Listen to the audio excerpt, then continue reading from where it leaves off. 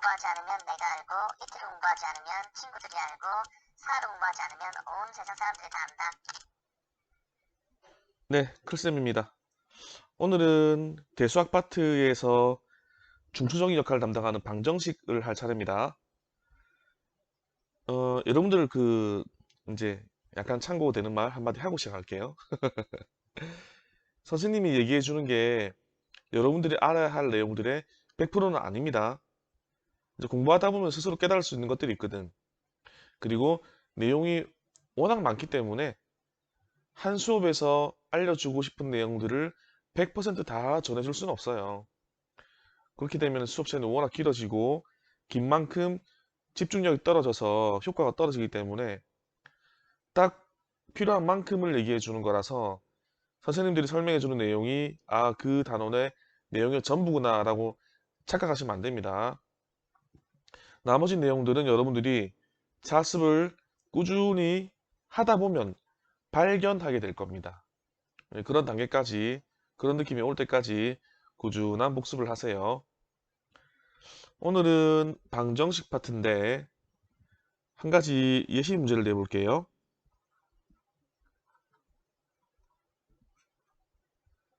얘가 x에 관한 방정식입니다. 이 방정식을 푸시오. 자, 그럼 어떻게 한다 그랬지? 화면 잠깐 멈추고 실제로 x의 값 다 구해보고 다 구했다 그러면 다시 플레이 하세요. 풀어보세요. 네, 다 풀어봤다는 가정하에 답을 비교해 보세요. 일반적으로 이렇게 있겠지. x는요 양변 a로 나눠서요 a분의 b가 되는 거예요. 이렇게 맞나? 일반적으로 다 이렇게 풀었겠지. 아마도 그런 예상을 해봅니다. 그런데 이까지만 했다 그러면은 오답이야. 자, 이건 어떤 경우에 해당하냐면 a가 0이 아닌 경우에 a가 0이 아닌 경우에는 이렇게 한 가지의 답이 나옵니다. 그럼 어떤 경우가 더 있나요? a가 0일 경우에 a가 0이면은 나누기 a가 안 되거든. 즉 이 꼴이 0 곱하기 x는 b 이런 상태가 되거든. 양변 나누기 0을 하겠다. 0분의 얼마 이게 안 되잖아. 그래서 위에 같은 방법으로 답을 낼 수가 없습니다. 그러면 A0이면 어떻게 할 건데요? 이때도 이제 경우수가 또 나뉘어져. A가 0인데 B가 0이 아니면 어떡하지? A는 0이야. 그러면 이 좌변은 항상 0인 거잖아. X에 어떤 값을 대입하더라도. 근데 이 B가 0이 아니래. 그럼 0과 0이 아닌 값이 같을 수가 있나? 없지. 맞나? 그래서 이럴 경우에는 해가 없다.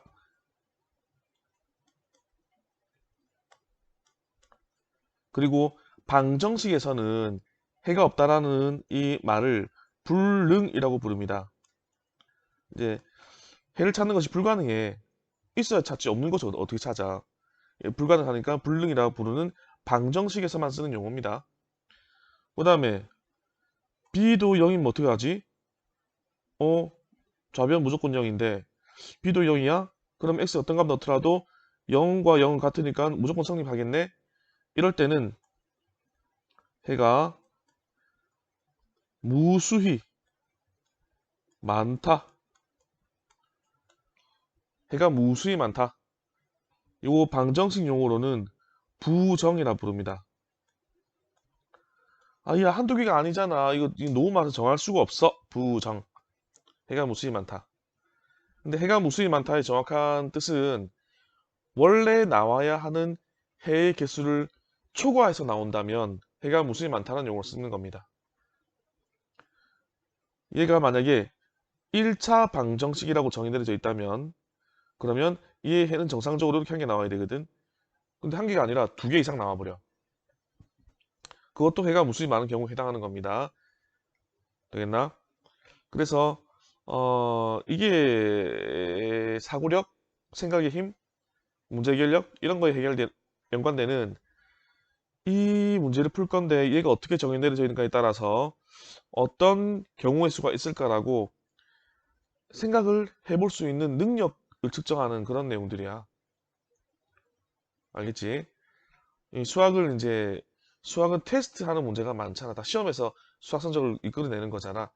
이 시험을 본 친구가 얼마만큼의 사고력을 가지고 있나 어떻게 알아본다고? 이러한 경우의 수들, 이러한 경우의 수들이 있는데 이러한 경우의 수가 있다는 것을 과연 파악할 수 있을까? 이러한 경우의 수에 해당하는 내용들을 문제를 해결할 수 있을까? 이런 걸 보면서 이 친구 내가 얼마나 좋은지를 파악하는 거야, 측정하는 거야. 그래서 여러분들을 나중에 선별하게 될 건데 그 선별하게 되는 도구로서 시험이라는 게 쓰이는 겁니다. 그래서 성적이 좋은 친구들이 좋은 곳에 뽑혀 나가는 거지.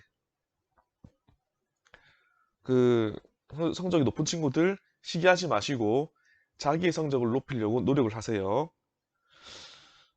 자, 그러면 오늘 뭐 할 거냐면 2차 방정식. 오늘의 제목은 2차 방정식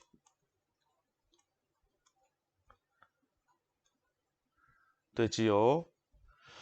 2차 방정식의 일반형을 써봐라 그러면 이렇게 쓸 수 있습니다. ax의 제곱 더하기 bx 더하기 c는 0인데 이름이 2차 방정식이잖아. 그러면 그 주어진 방정식의 최고차가 2차가 된단 말이거든. 그래서 이 최고차가 2차이기 때문에 이 첫 번째 항은 무조건 식 속에 남아 있어야 돼. 그래서 조건이 달립니다. a가 0이 되면 안 됩니다. a가 0이 돼버리면 2차가 없어지기 때문에 만약에 얘가 없다고? 그럼 얘는 1차 방정식이 되거나 상수항만 남는 거야. 2차라 부를 수가 없겠죠? 그래서 2차가 되기 위해서 a가 0이 되면 안 된다는 조건이 항상 따라 붙어야 합니다. 그래서 얘를 2차 방정식의 일반형이라 부르고 당연히 a, b, c는 상수를 말하는 겁니다. 그리고 얘를 풀게 되면은 근이 나오겠지. 근데 얘를 풀기 위한 방법이 몇 가지 있냐면 첫 번째, 인수분해.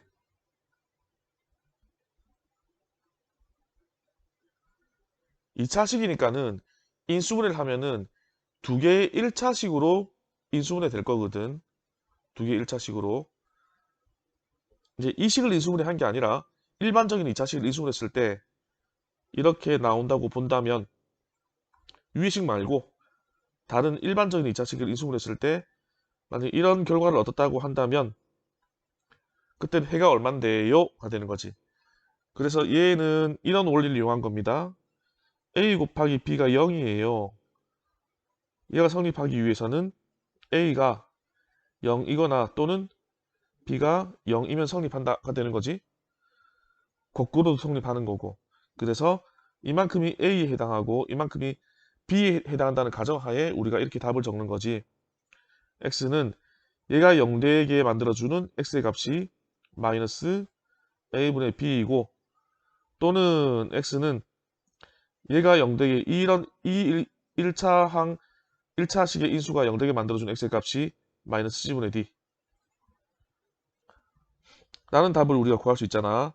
그리고 중학생 때는 한글로 또는 많이 적었죠. 그게 이제 시간상으로도 그렇고 뭐 다른 영어권 국가와 소통하기도 그렇고 이제는 또는 대신에 or 써주면 됩니다. or 그리고 그리고는 and 그 쉼표는 and의 뜻입니다. 그래서 이렇게 인수분해를 통해서 2차 방정식의 해를 구할 수도 있고요. 근데 모든 2차 방정식이 다 인수분해가 다 되는 건 아니잖아. 물론 되긴 돼. 근데 어떻게 되는지를 찾지를 못하잖아. 정수나 이런 거 나오면 찾지만 무리수 나오고 막 이래버리면 분수 나오고 무리수 나오고 이래버리면 인수분해 하기 힘들거든 사실상. 그럴 경우에 인수분해가 조금 곤란할 경우에 맞는 키가 하나 있죠. 그게 뭐야? 근해 공식. 근해 공식이 대입하면은 끝. 그지? 적어볼까? x는 얼마분의 2a분의 마이너스 b 플러스 마이너스 루트 b제곱 마이너스 4ac 이게 일반적인 근해 공식이고 그리고 1차항 계수가 짝수일 경우에 x는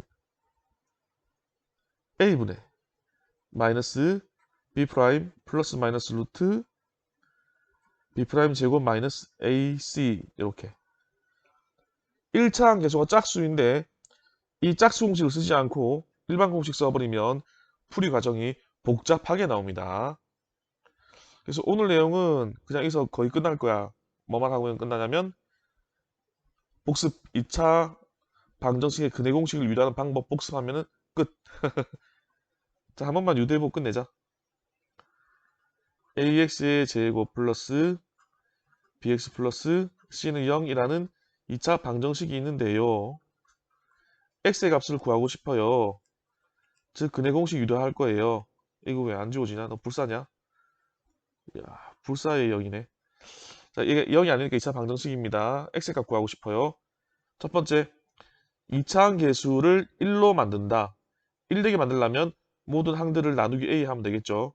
그래서 x의 제곱 플러스 a분의 bx.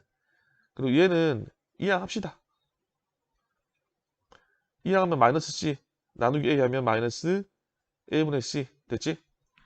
그 다음에 2차항 계수가 1일 경우에 1차항 계수의, 이게 1차항 계수잖아. a분의 b.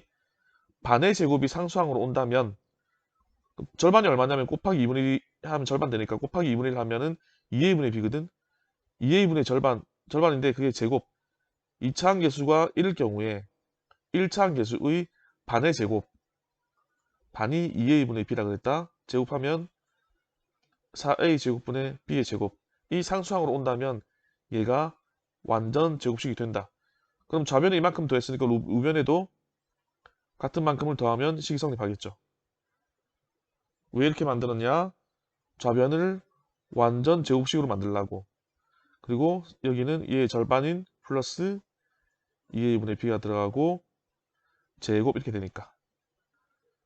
우변 분수꼴이네. 분수 덧셈 뺄셈은 통분 부모 4a 제곱을 합시다. 그러면 b제곱이 있고요. 여기다가는 4a를 곱한 격이지. 그럼 여기도 4a를 곱할 건데 마이너스를 얘한테 줘야 되겠지. 마이너스 4ac 이렇게 되겠지. 다음에 제곱을 띱니다. 제곱을 띄면 x 플러스 2a분의 b만 남고요. 다음에 제곱 띄면 플러스 마이너스 루트가 붙는데 분수꼴에 루트 있는 것들은 분모 분자 따로 루트 씌울 수 있지. 분모는 2a의 완전 제곱이라서 요거는 2a로 근호를 벗어날 수가 있고요. 그 다음에 분자는 이거는 어떤 값의 완전 제곱이라고 표현이 안 돼. 그래서 분자에는 이게 근호가 그대로 들어가서 얘는 그대로 안에 남아 있어야 돼. 그리고 플러스 마이너스는 1로 줍시다. 부호는 플러스가 될지 마이너스가 될지 모르니까. 그러므로 결론은요. 얘를 이항하게 되면 분모는 2a로 똑같은데요. 플러스 b였으니까 이항하면 마이너스 b고요. 여기 있던 분자가 플러스 마이너스 루트 b제곱 마이너스 4ac가 되는 거예요. 해서 이런 유도 과정은 여러분들이 이미 충분히 연습했을 거라고 생각하고요. 공식도 알고 있을 거라 생각하고요. 참고로 짝수 공식에서 1차항 계수가 짝수인 경우이기 때문에 짝수가 뭐냐면 2 곱하기 정수거든. 그래서 2 곱 b를 원래가 bx였잖아. 원래 일반 공식은 bx였는데 요 b에서 2를 뽑아낸 거야. 즉 2로 나눈 거라 보면 돼. 2를 뽑아내고 남은 게 b 프라임. 얘랑 b 프라임, 2랑 b 프라임 곱하면 b가 되는 거지.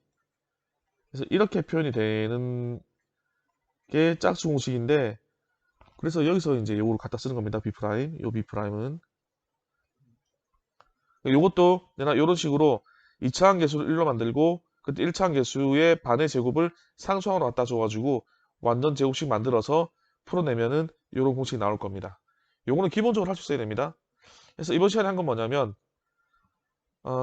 그냥 x에 관한 식이 있을 경우에 값을 구할 때 얘가 뭐 1차 방정식이다, 2차 방정식이다 그런 말이 없기 때문에 그때는 경우의 수를 세상에서 풀어줘라. 이제 이거는 그냥 기본 상식으로 알고 지나가시는 거고 2차 방정식이 뭔데? 이렇게 표현되는 식이요. 어떻게 푸는데? 인수분해나 근해공식을 통해서 풉니다. 근해공식이 뭔데? 요거 두 개 있어요. 왜 이렇게 나왔는데 유도 과정이 이렇게 돼요. 왜 과정까지 보여줬는데 이 과정이 참 많이 쓰여요. 활용도가 굉장히 높아서 나중에 이 과정이 많이 소개돼요. 문제도 많이 나오고 오늘 내용 여기까지입니다.